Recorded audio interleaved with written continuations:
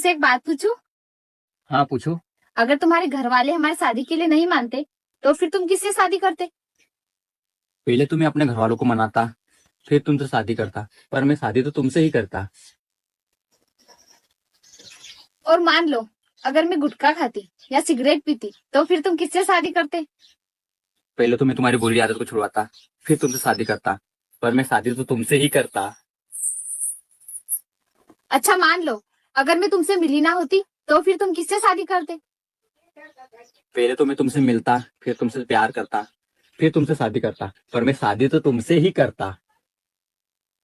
अच्छा मान लो अगर मैं इस दुनिया में पैदा ही ना होती तो फिर तुम किससे शादी करते? फिर तो मैं किसी और से शादी कर लेता। मुझे तो पहले ही पता था कि तुम्हारा किसी और के साथ चक्कर चल रहा है। वाह दीदी, वाह दीदी। नहीं नहीं दीदी, वाह दीदी। मतलब what is this? दीदी, दीदी।